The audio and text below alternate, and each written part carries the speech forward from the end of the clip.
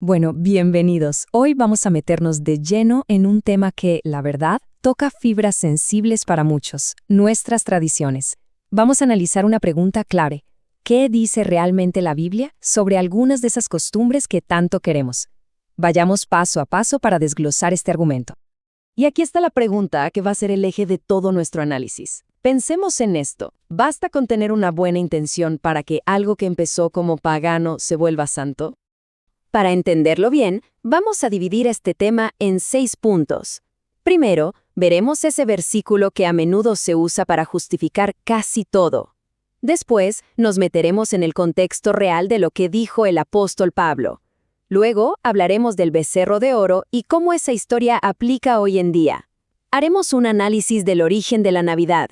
Exploraremos el increíble poder de la emoción en todo esto. Y para cerrar, veremos el choque entre la tradición y la convicción. Empecemos por la defensa que se escucha todo el tiempo. Hay un versículo que parece ser la carta blanca para justificar cualquier tradición siempre y cuando se haga, supuestamente, en nombre de Cristo. Este es el pasaje. Es del apóstol Pablo, en su carta a los Filipenses. Se cita muchísimo, pero la pregunta del millón es, ¿de verdad se puede aplicar a las tradiciones que tenemos?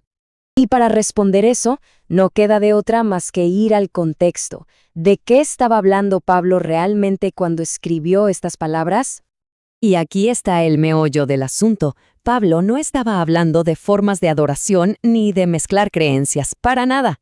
Él se refería a las motivaciones de quienes predicaban. Le daba alegría que el evangelio verdadero se estuviera anunciando, sin importar si algunos lo hacían por envidia o por pura competencia.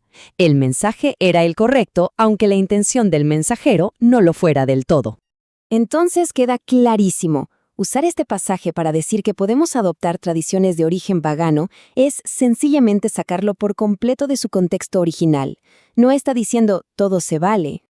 Es más, si buscamos en la Biblia, encontramos una advertencia pero muy directa sobre el peligro de querer mezclar la adoración a Dios con prácticas tomadas de otras culturas. El caso del becerro de oro allá en Éxodo nos muestra un patrón clarísimo en 3 pasos. Primero, toman una forma de adoración pagana, un ídolo, un becerro de oro. Segundo, le ponen el nombre del Dios verdadero. Y tercero, hasta declaran una fiesta en su honor. Ojo con esto porque es muy sutil. Ellos no dijeron, este es un Dios nuevo. No, lo que hicieron fue tomar una práctica que no era de Dios, un ídolo, y le pegaron la etiqueta de Yahweh. Y justo ahí, en esa mezcla, es donde estaba el grave problema. Ahora, hagamos un ejercicio. Apliquemos este mismo patrón bíblico a una tradición que conocemos muy bien, la Navidad. A ver, si nos vamos a la historia, el dato es contundente. La fecha del 25 de diciembre no la encontramos en la Biblia por ningún lado. Su origen está en las fiestas romanas al Sol Invicto y en las Saturnales. Fue una fecha que se adoptó después para, digamos, cristianizar esas celebraciones paganas. Y luego tenemos la figura de Santa Claus, que es otra capa más. Este personaje es una mezcla de leyendas y folclore de Europa, pero con un empujón gigantesco de los intereses comerciales.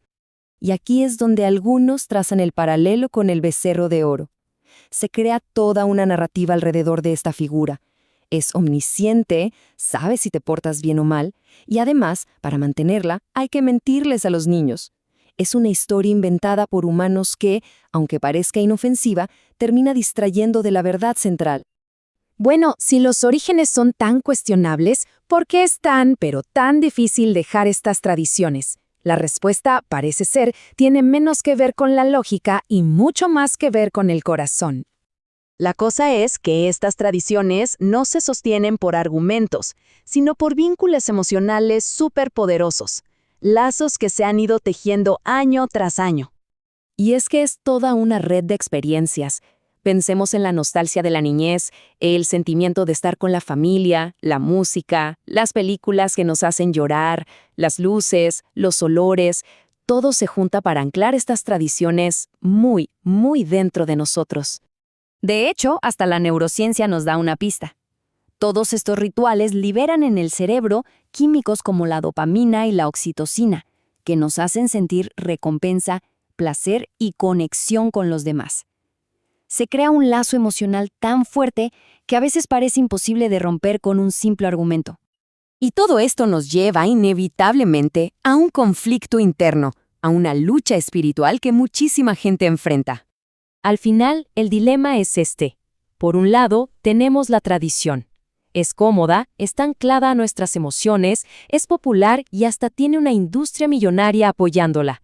Y por el otro lado está la convicción bíblica, un camino que puede sentirse desconocido, solitario y que nos exige romper con esos lazos emocionales tan fuertes. Y con esto cerramos. Este análisis nos deja con una pregunta final, una que cada quien debe reflexionar. Cuando se trata de adorar, ¿qué es lo que de verdad está marcando el norte en nuestra brújula? ¿Es la cultura, la costumbre o es la escritura?